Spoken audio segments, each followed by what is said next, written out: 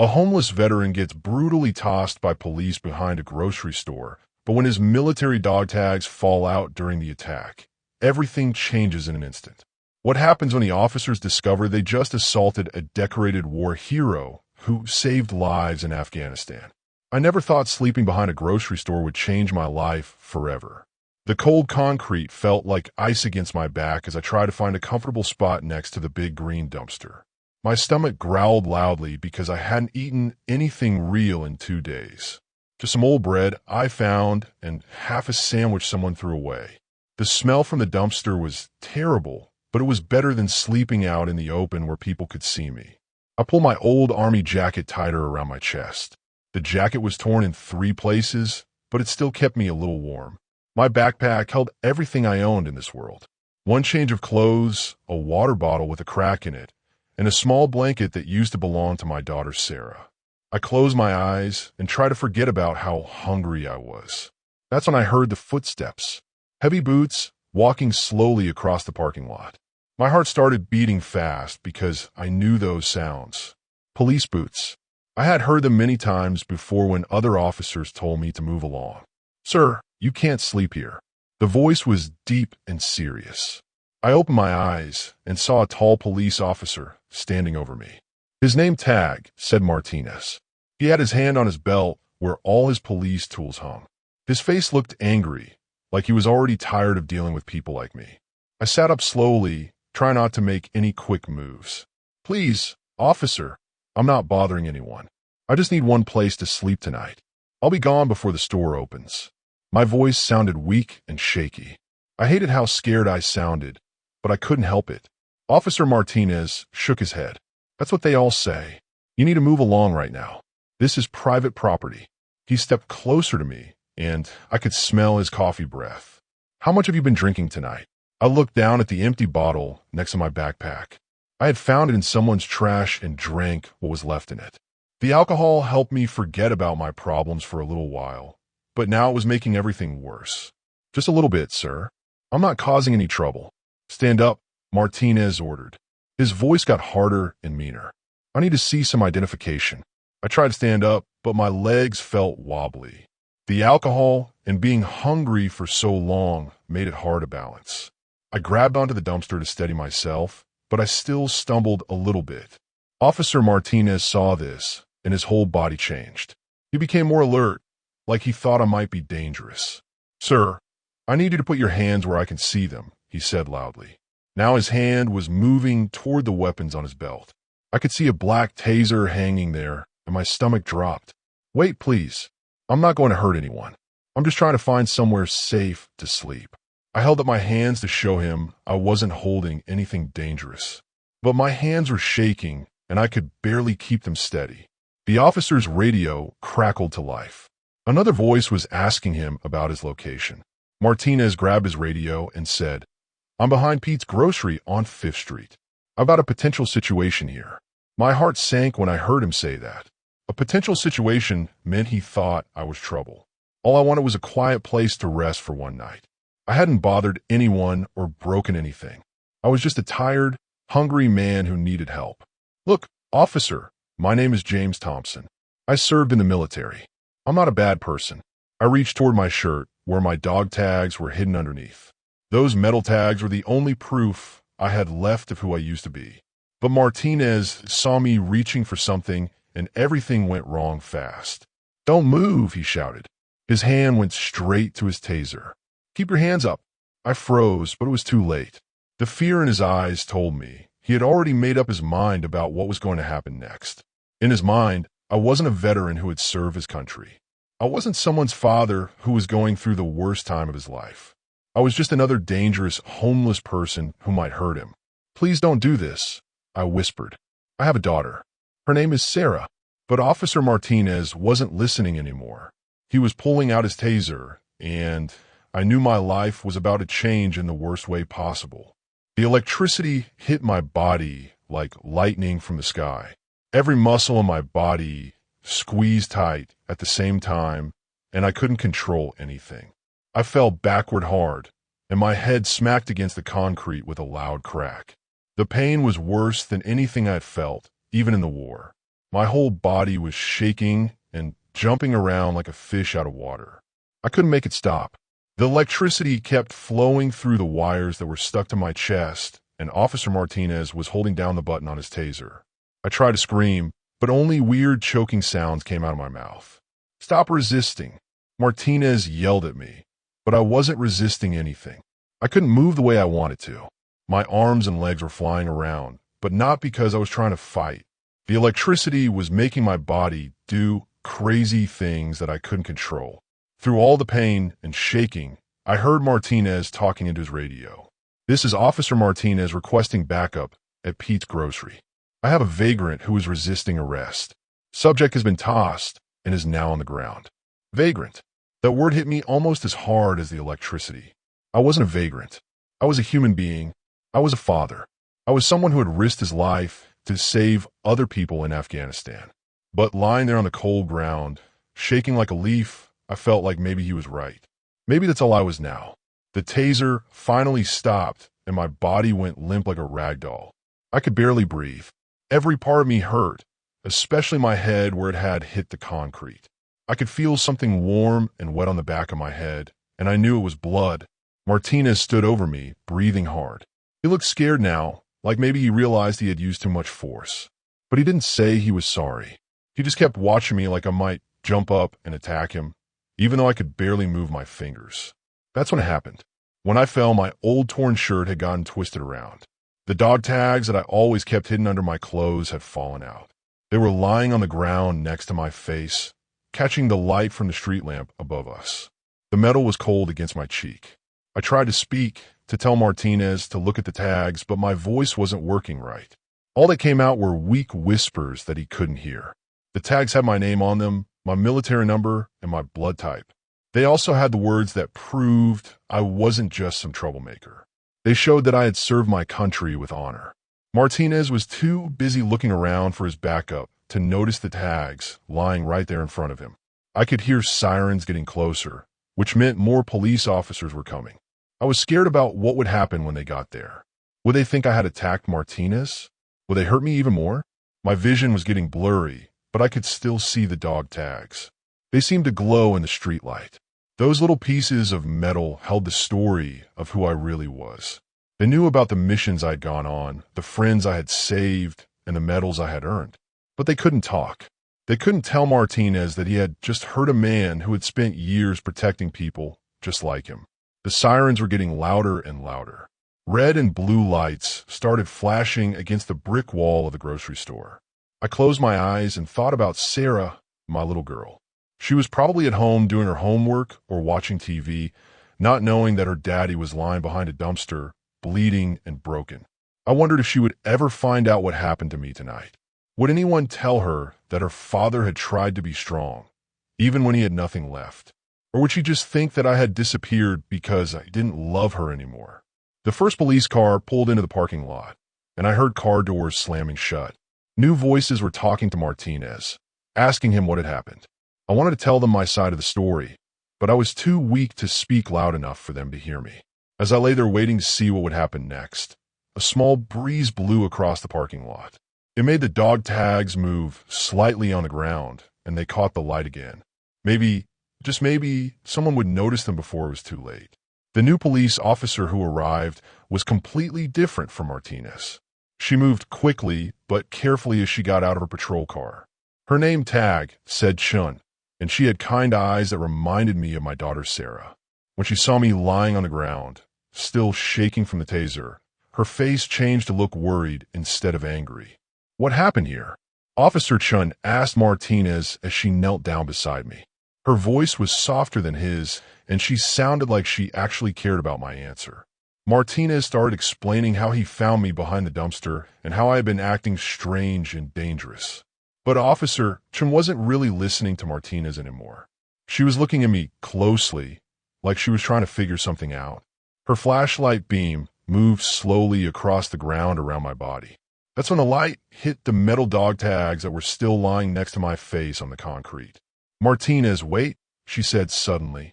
Her voice got very serious and quiet. "Look at this." She picked up the dog tags carefully, like they were made of gold instead of cheap metal.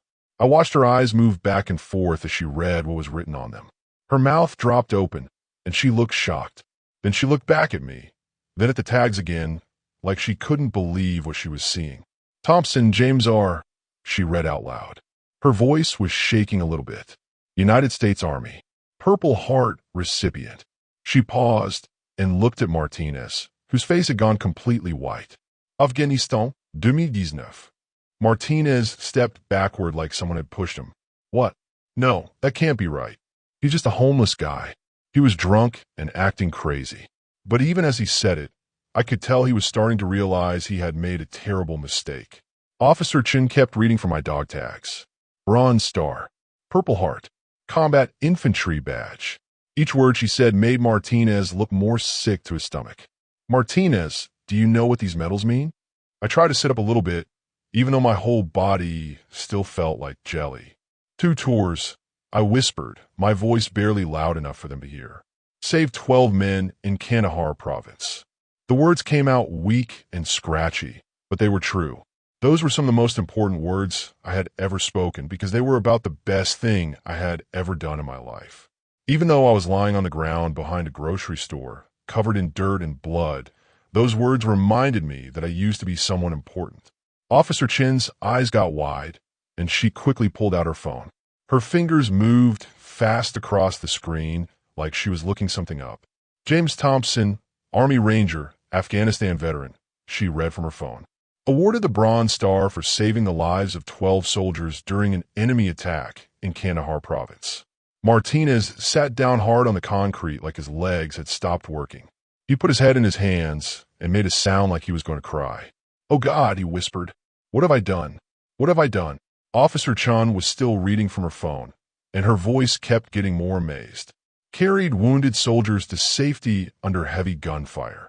Stayed behind to make sure everyone got out alive, even after being injured himself.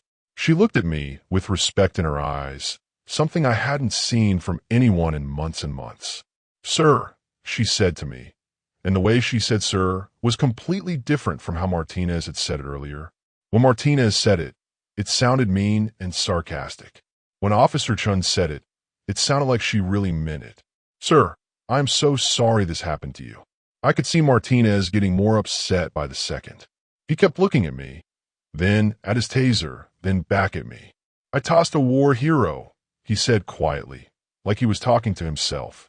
I tossed someone who saved lives while I was safe at home going to high school. The ambulance sirens were getting closer now. Officer Chan had called for medical help as soon as she realized who I really was. The paramedics will be here in just a minute, Mr. Thompson, she told me. We're going to take good care of you. But there was something else in Officer Chin's voice, something that made me think this story was about to get even more surprising. She kept looking at her phone and then at me, like she was putting together pieces of a puzzle that I couldn't see yet. Mr. Thompson, she said slowly, can you tell me about Corporal David Chun? He was in your unit in Afghanistan. My heart almost stopped beating when she said that name. David Chun was one of the 12 soldiers I had saved that terrible day when the bombs started falling. He was just a young kid, barely out of high school, and he had been hurt badly. I had carried him on my back for 2 miles to get him to safety. Officer Chun was watching my face very carefully. David Chun is my little brother, she said quietly. The world seemed to stop spinning when Officer Chun told me that David was her brother. David Chun, the scared young soldier I had carried to safety 2 miles through enemy territory while bombs exploded all around us. David Chun, who had cried and thanked me over and over again as the medics took him away. That David Chun was this police officer's little brother. Your brother? I whispered, not believing what I was hearing. David is your brother? Officer Chun nodded, and I could see tears starting to form in her eyes. He talks about you all the time, Mr. Thompson. He never stops telling our family about the brave soldier who saved his life.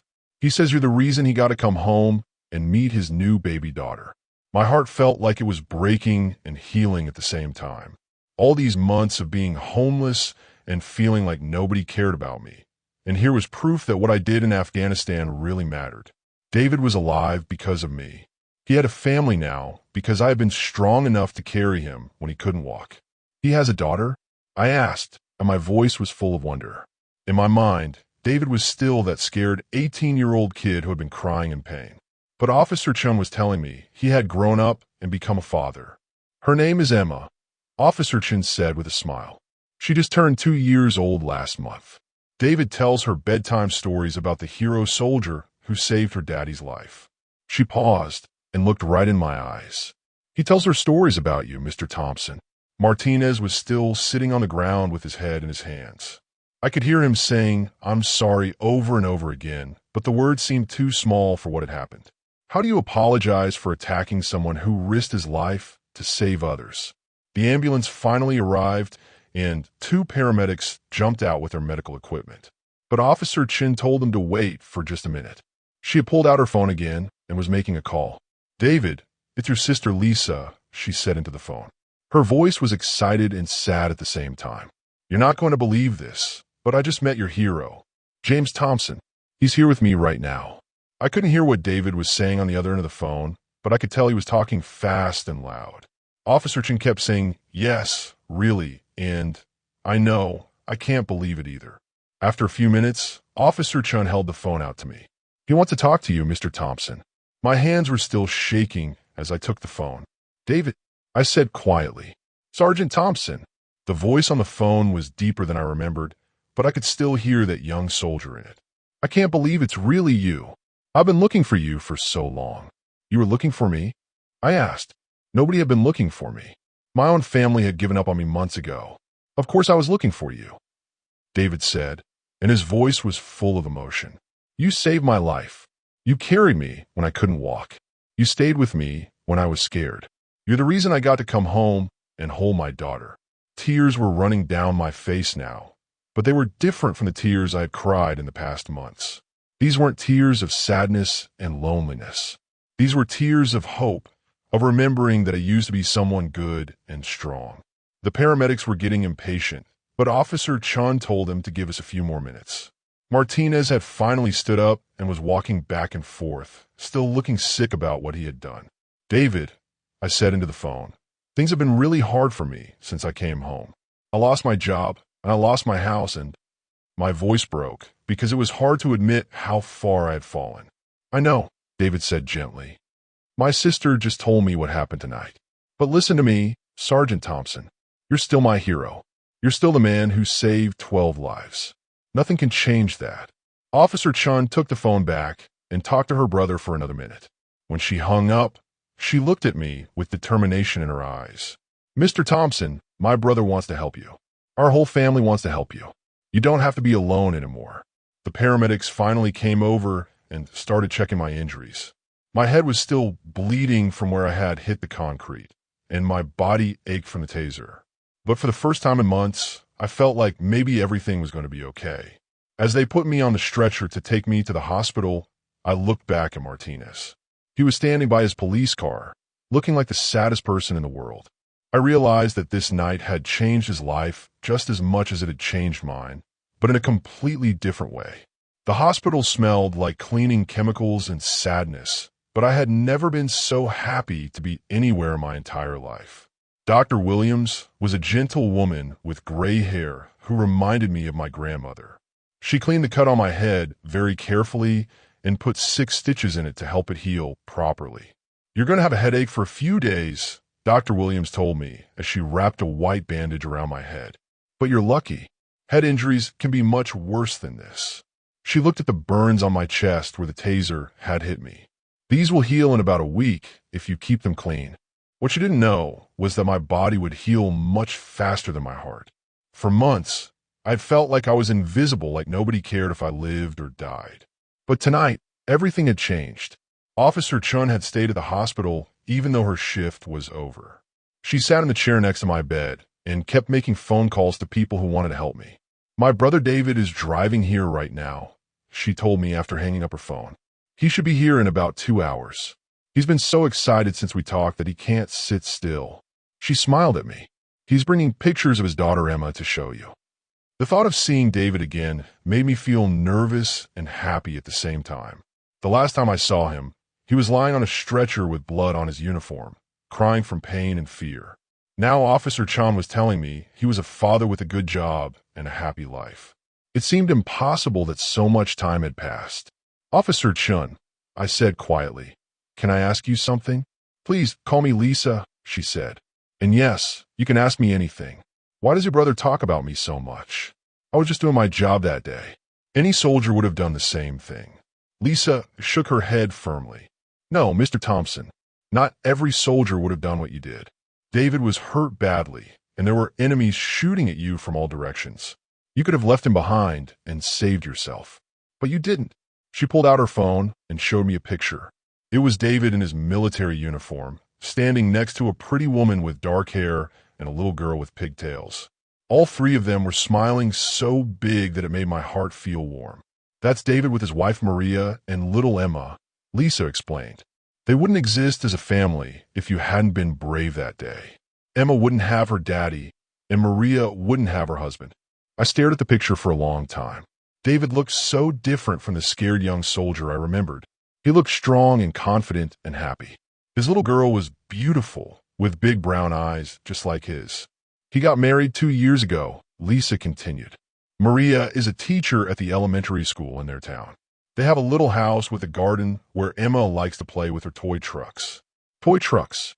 That made me smile because I remembered that David used to love talking about the big construction trucks his father drove back home. It seemed like some things never change, even when people grow up. And David, I asked, what does he do for work now? He's a firefighter, Lisa said proudly. Just like you taught him to save people, he keeps saving people every day. Last month, he pulled 3 kids out of a burning apartment building. That news hit me like a punch in the stomach, but a good punch. David had learned to be brave because of what happened in Afghanistan. He was using the lessons I taught him to help other people. Maybe my life had meant something important after all. A nurse came in to check on me and give me some medicine for the pain in my head. After she left, Lisa looked at me seriously. Mr. Thompson, I need to tell you something else about that day in Afghanistan. Something David has never told anyone except our family. My heart started beating faster. What is it? When you're carrying him to safety, David was barely conscious. But he remembers everything you said to him during those 2 miles. You kept telling him about your daughter Sarah, and how much you loved her, and how you couldn't wait to get home to see her again. I felt tears start to form in my eyes. I had forgotten about talking to David during that long, dangerous walk. I had been so scared that we were both going to die, and talking about Sarah had been the only thing that kept me strong. David said your voice was the only thing that kept him from giving up, Lisa continued. Every time he wanted to close his eyes and stop fighting, you would tell him another story about Sarah, about her first day of school, or how she liked to paint pictures, or how she always wanted to help you fix things around the house. I haven't seen Sarah in 8 months, I whispered. The shame of that truth felt heavier than carrying David had felt. Lisa reached over and took my hand. David knows that too, and he wants to help you find your way back to her. Martinez looked like he hadn't slept in 3 days when he finally came to visit me at the hospital. His eyes were red and puffy, and his police uniform was wrinkled like he had been wearing it too long. He stood in the doorway of my room for a full minute before he had the courage to come inside. Mr. Thompson, he said quietly, I know you probably don't want to see me, but I had to come. I was sitting up in bed, feeling much better after eating my first real meal in weeks. The hospital food wasn't great, but it was the best thing I had tasted in months. Sit down, Officer Martinez, I told him. We need to talk. He sat in the chair next to my bed, but he couldn't look me in the eyes. His hands were shaking, and I could tell he had been crying. This big, tough police officer looked like a little kid who had done something terribly wrong. I can't eat, Martinez said suddenly. I can't sleep. Every time I close my eyes, I see you falling down when I tossed you. I keep hearing the sound your head made when it hit the concrete. I studied his face carefully. Martinez wasn't a bad person. He was just a person who had made a bad mistake. Officer Martinez, what's your first name? Carlos, he said, surprised by my question. Carlos, how long have you been a police officer? 3 years, he answered. I became a cop because I wanted to help people and make my community safer. That's what I thought.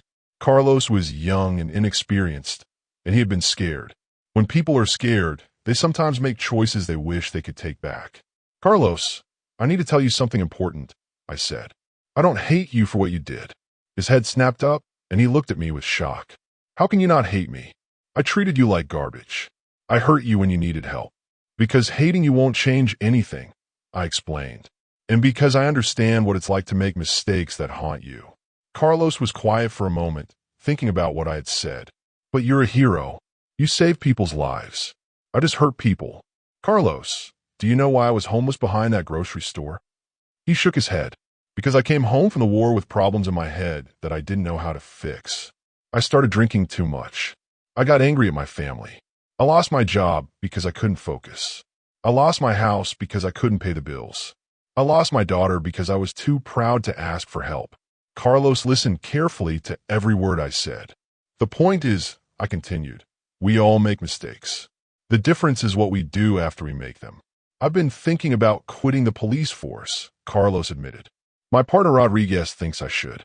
He says I'm not cut out for this job if I can't tell the difference between a criminal and a hero. That made me angry, but not at Carlos. I was angry at his partner for making him feel worse instead of helping him learn from his mistake. Carlos, how many homeless people have you dealt with before that night? Dozens, he said. Maybe hundreds. And how many of them were veterans? Carlos thought for a moment. I don't know. I never asked them about their background. I just told them to move along. That's the real problem, I said. Not that you made one mistake with me, but that you never try to find out who those people really were. Carlos looked confused. What do you mean? Every homeless person you meet has a story. Some of them are veterans like me. Some of them are people who lost their jobs and couldn't find new ones. Some of them are people with mental illness who don't have family to help them. They're all human beings who deserve to be treated with respect. I never thought about it that way, Carlos said quietly. If you quit being a police officer, you'll just be running away from the problem. But if you stay and learn to do better, you could actually help people. Carlos was quiet for a long time, thinking about what I had said. Finally, he looked up at me. How can I do better? Start by asking questions instead of making assumptions. When you see someone who looks like they need help, find out what kind of help they need. Sometimes people just need someone to listen to them. Mr. Thompson, there's something else I need to tell you, Carlos said. His voice got very serious. I found out some things about you that make what I did even worse. What did you find out? I read your full military record. You didn't just save those 12 soldiers in Afghanistan. You volunteered for the most dangerous missions. You turned down 3 chances to come home early because your unit needed you. You have more medals than some soldiers get in their whole careers. Carlos's voice was shaking again. And when you got home, nobody helped you. The VA hospital made you wait months to get treatment for your head injuries. Your boss fired you when you missed work for doctor's appointments. Your wife left you when you needed her most. I was surprised that he knew all of that. How did you find out about my personal life? I spent 2 days researching everything I could find about you. I read newspaper articles about your service. I called people who knew you. I even talked to your old boss. You talked to my old boss? Yes. And he feels terrible about firing you. He said he didn't understand what PTSD was back then, and he wishes he had tried to help you instead of getting rid of you. This conversation was getting more surprising by the minute. People I hadn't talked to in months had been thinking about me and wishing they had done things differently. Mr. Thompson, I want to help you get your life back. I know I can't undo what I did, but maybe I can help fix some of the other things that went wrong. 3 weeks later, I was sitting in a clean room at the Golden Valley Recovery Center, and for the first time in months, I felt like I might actually survive. The center was a quiet place in the mountains where people went to get help with drinking problems and other troubles that came from war. Carlos Martinez had driven me there himself and paid for my first month of treatment. James, tell us about your daughter, said Dr. Patricia, the counselor who led our group meetings every morning. There were 8 other veterans in the circle with me, and they all had stories similar to mine. Wars in different places, but the same problems when they came home. I took a deep breath. Talking about Sarah was still the hardest thing in the world for me to do. Her name is Sarah Thompson. She's 12 years old now, and she loves to draw pictures of horses. My voice cracked when I said her age, because I had missed her 11th and 12th birthdays while I was homeless. When was the last time you spoke to her? Dr. Patricia asked gently. 8 months and 12 days ago. I said without having to think about it. I had counted every single day. We had a big fight because I came home drunk from a bar. She was trying to show me a school project about heroes, and I yelled at her to leave me alone. The other veterans in the group nodded their heads. They all had similar stories about hurting the people they loved most. Mike, who sat next to me, had lost his wife and 2 sons. Tony, across the circle, hadn't seen his parents in 2 years because he was too ashamed of what he had become. What was Sarah's school project about? Dr. Patricia continued.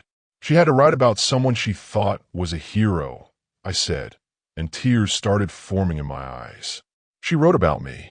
She wrote about how I serve in Afghanistan and helped save other soldiers.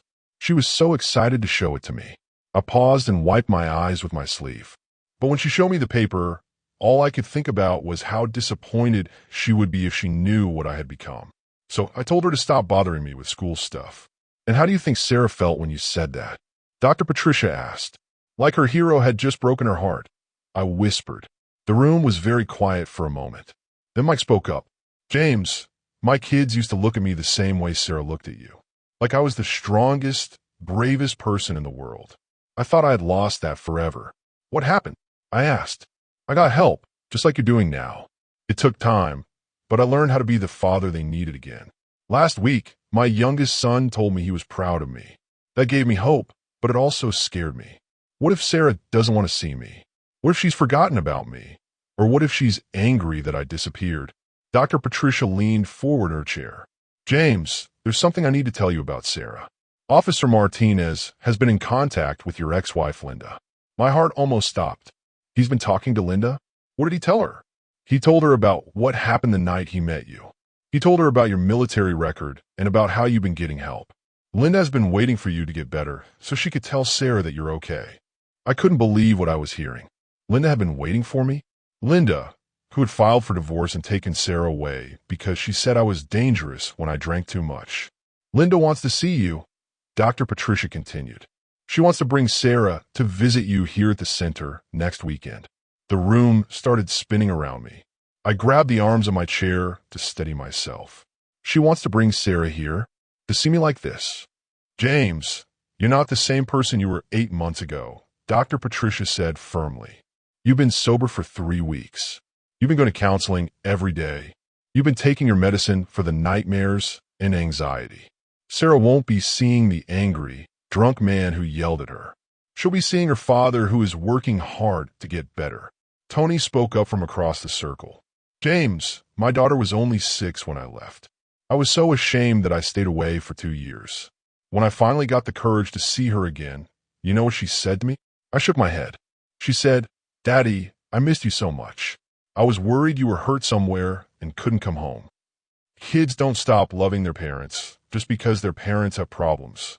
After group therapy was over, I went to my room and sat on my bed, thinking about seeing Sarah again. I was terrified and excited at the same time. What would I say to her? How could I explain where I had been and why I had left her? There was a knock on my door, and Carlos Martinez walked in. He had been visiting me twice a week since I got to the recovery center. Hey, James, how are you feeling about this weekend? Scared, I admitted. What if I say the wrong thing? What if Sarah doesn't want to hug me? Carlos sat down in the chair next to my bed. James, I have something to show you. He pulled out his phone and showed me a video. Linda sent this to me yesterday. On the phone screen was Sarah, and she looked so much older than I remembered. Her hair was longer, and she had grown taller. She was sitting at a kitchen table, working on homework. Sarah, Linda's voice said from behind the camera, do you want to say something to your dad? Sarah looked up at the camera, and her eyes were exactly the same as I remembered, big and brown and full of love. Hi, Daddy, she said with a shy smile. I hope you're feeling better. I still have that hero project I wrote about you. I want to show it to you when you come home. The video ended.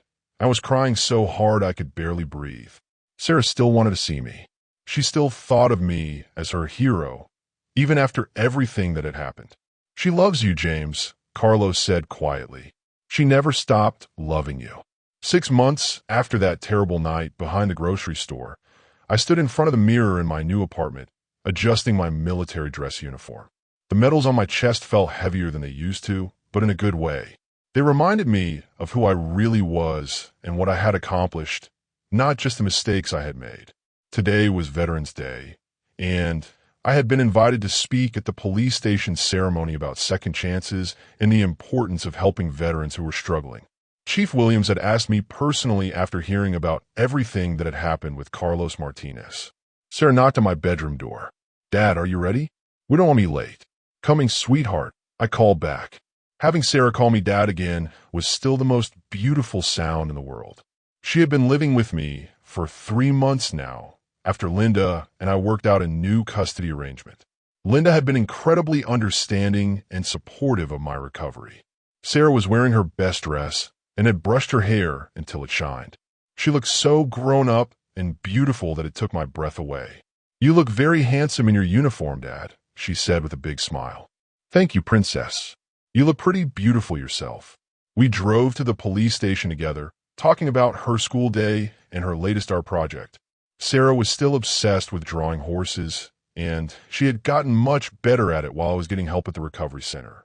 Her pictures now looked so real that you could almost hear the horses breathing.